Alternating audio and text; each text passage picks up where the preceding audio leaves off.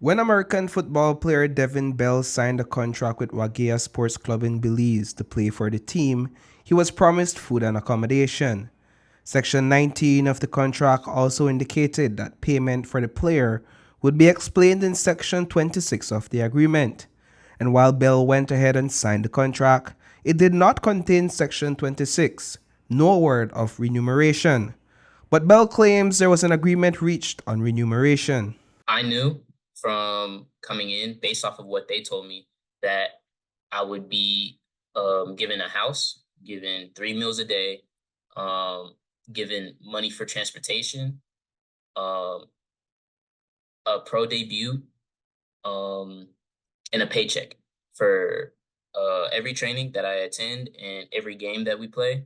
With a bonus, if I were to play over 400 minutes, I would be given a bonus or a stipend. Bell, after being deported under circumstances that is at the center of an ongoing league investigation, claims he never received any compensation for his contributions to the team over the months. We asked team manager and owner Nelson Moss about those payment arrangements. Well, it all falls under the tryout agreement that we had with their agents.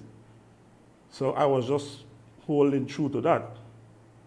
Were agreements ever made for them to be paid during this period, and was that to be from the club, from the agent? Well, the agent himself said that he was going to get that money to me to take care of that for them. Moss once again placed the blame squarely on the shoulders of the player's agent. They assert that they were subjected to less than ideal living conditions and provided with inadequate nutritious meals. How do you respond to that, Alec? That is an outright lie.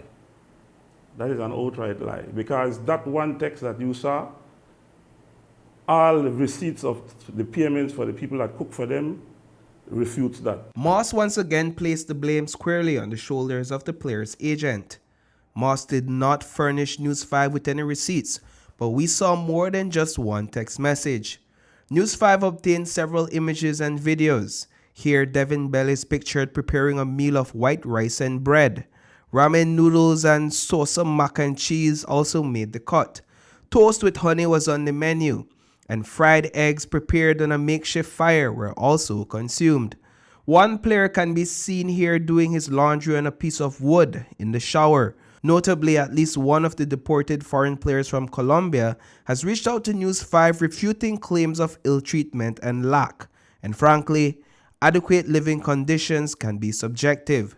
Guatemalan coach Kevin Brugman, who was also deported after running into legal issues with immigration, gave News 5 his perspective. Yes, well, I can tell you that, well, according to some of them, or almost all of them, the meals weren't always on time. They were late, and that sometimes it was only 2 meals, or sometimes it was 1 meal in the morning and 1 meal after the training. So I know that the men were complaining. I tried to talk to him, and he said it was all lies, and he was doing all he could for them, and that they were ungrateful. I cannot do that. I have to take care of my players because I want them to perform. And as you can see, they performed well.